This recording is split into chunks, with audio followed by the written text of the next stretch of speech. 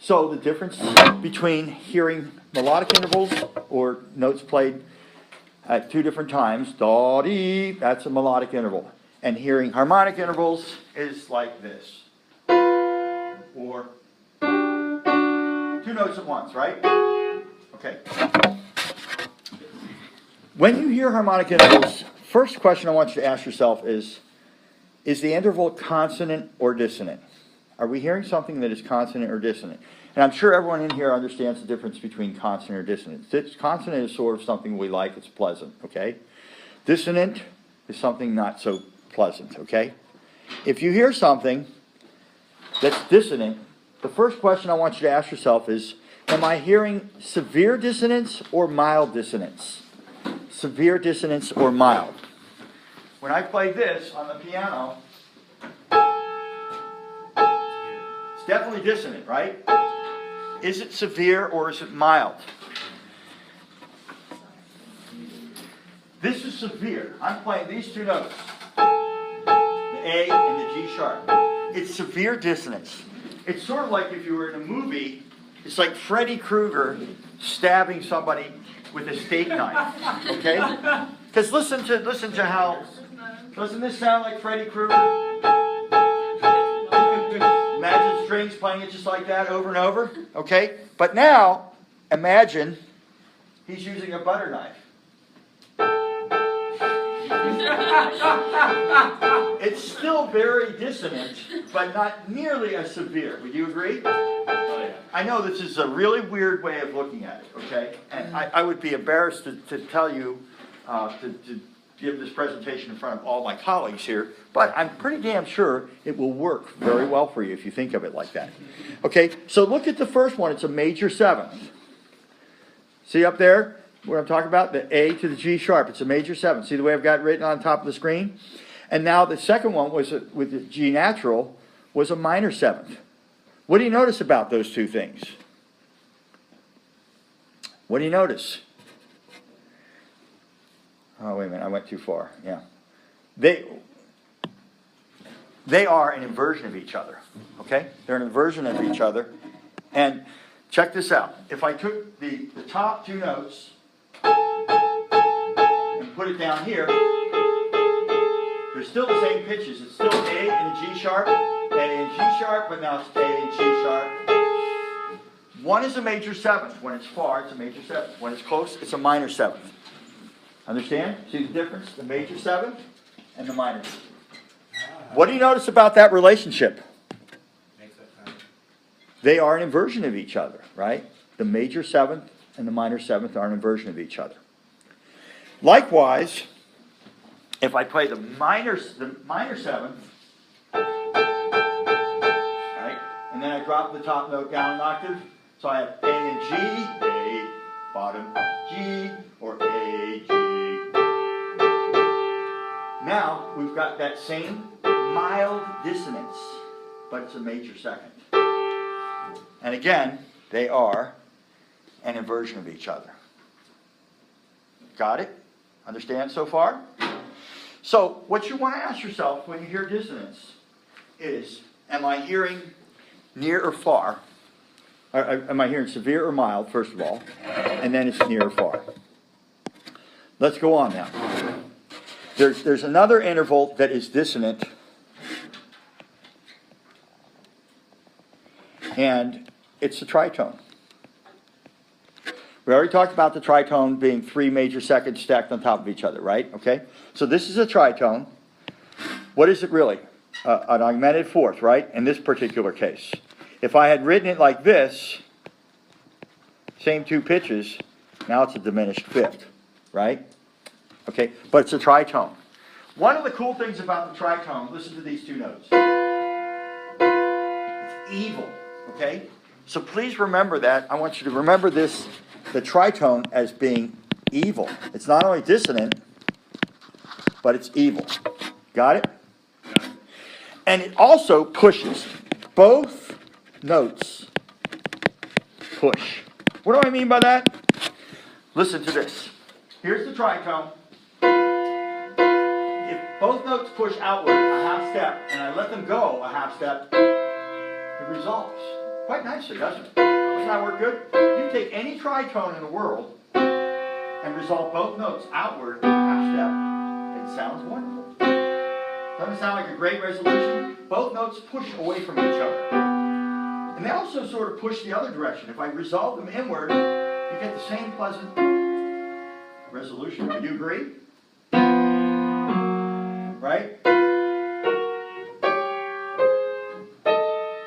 You've heard that before, right? Or now resolving outward. Again, resolving outward. Or resolve inward.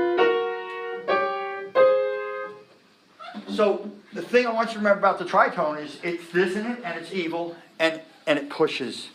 Both notes push outward. The major seventh pushes, but only one note pushes. See what I mean?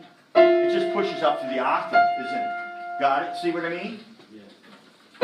Ask questions if you got questions so far. All right, now let's go on to the next thing. We're going to talk about consonant, but I'm going to call them Roman or hollow. Come on, baby. Hello. There we go. Hollow. Is that the way you spell hollow or just an O? Oh, there you go. That makes more right. Okay. Sorry. Okay, so here we go. Let's say we've got an F and a C. Perfect fifth. Yes? Yes, sir. All right. Listen to the sound. Doesn't it sound Roman? I always like to talk about the USC.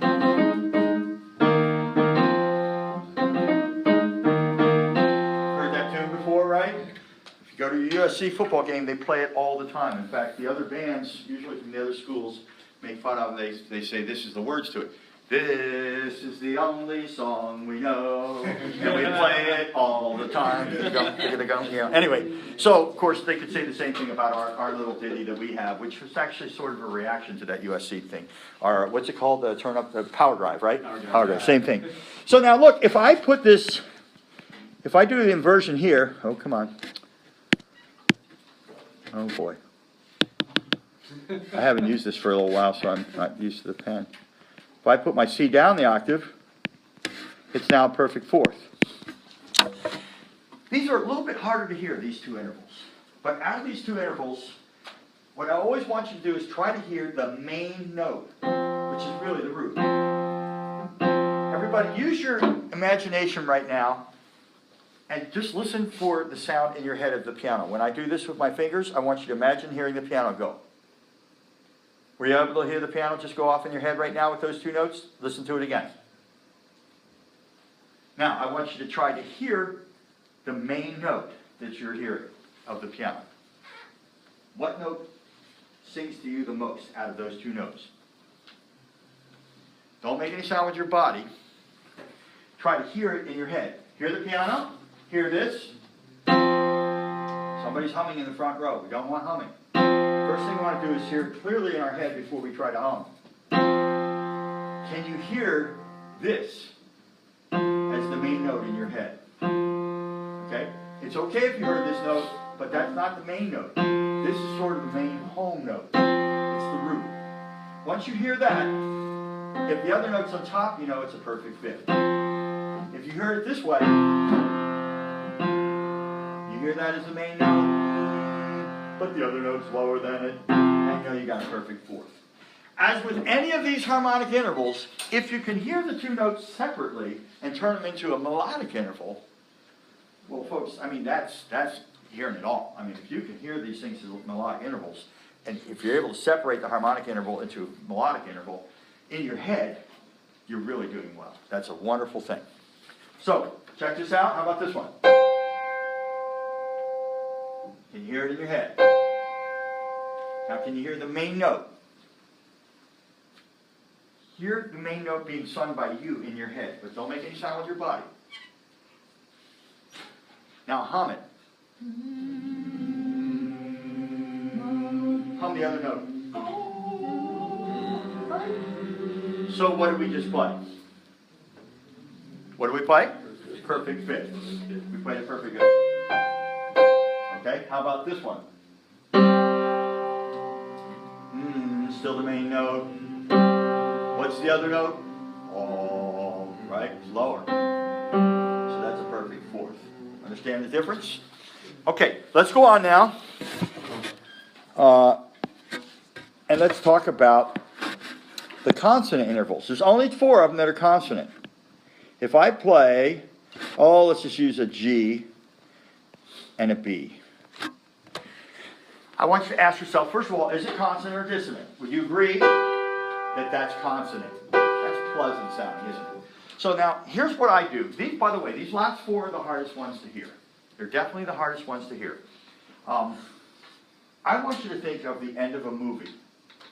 The movie is finished, the song is finished, and that's the last song, that last tone from the song that's ringing off in the distance as the final words go up on the black screen saying, who this true grit person was and this, this location and this song, all the stuff in the movie, right? You know what I'm talking about? So, as that's finally going up and you hear that final sound, ask yourself, did this movie end happy or did the dog die and it ends sad? You know what I mean? Right?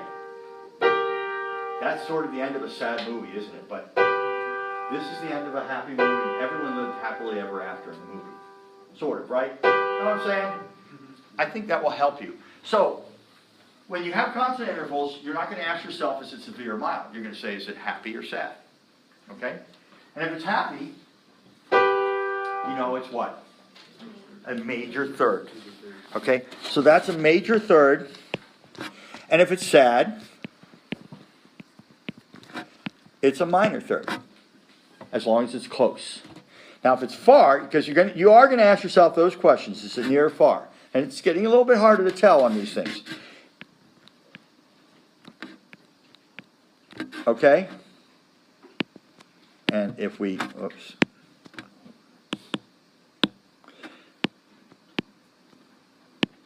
if we invert them, what do we have now? This is a major sixth, and this is a minor sixth, right? And what does your paper say, the thing that you printed out, what does it say about these intervals right here? It says they are what? Happy, right? Now, and it says these are sad. Now, I would agree with you that these are the hardest ones to hear, especially when they're in the sixth inversion. When they're inverted, when they're in the sixth, I think they're harder to hear. And it also may be a little bit subjective, too. But I think this is a good system for you to use to memorize what these things sound like. Let's try some now, okay? You ready?